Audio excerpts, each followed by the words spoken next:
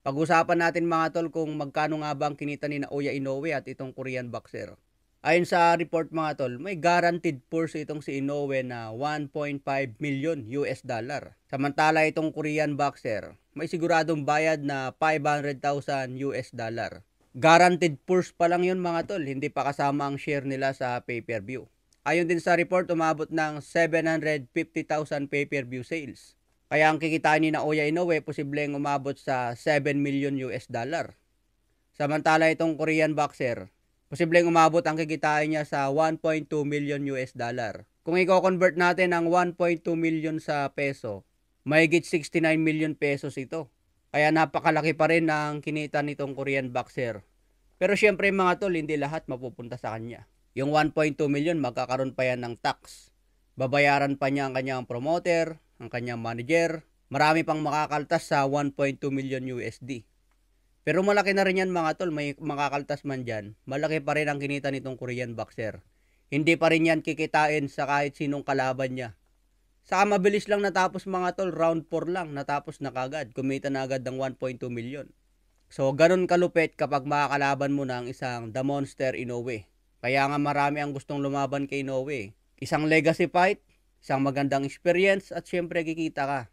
Kaya kung itong si Wonderboy Martin mapalaban kay Inoue, kahit sabihin natin na matatalo siya sa laban, magkakaroon siya ng experience, malaking opportunity, kikita siya ng malaki. So marami pa ring benefits kay Wonderboy kung makatapat niya ang isang Naoya Inoue. Okay lang naman magkaroon ng talo mga tol, ang importante yung experience. Magagamit mo ang experience na yun sa mga susunod na laban. Plano ni Bob Arum, ilaban na si Inoue sa Las Vegas. Frontrunner nga po dito si David Picasso. Sinasabi agad ni David Picasso na siya na ang tatalo kay The Monster Inoue. Baka hanggang salita na lang ulit itong si Picasso mga tol. Pagdating sa laban, matutulog lang. Tinanong din si Inoue kung balak na niya umakyat sa featherweight division.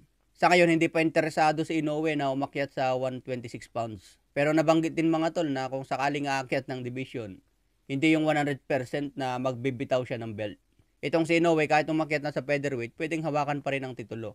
Okay mga tol, sa ibang banda naman, trainer ni Terence Bud Crawford na si Bomac McIntyre.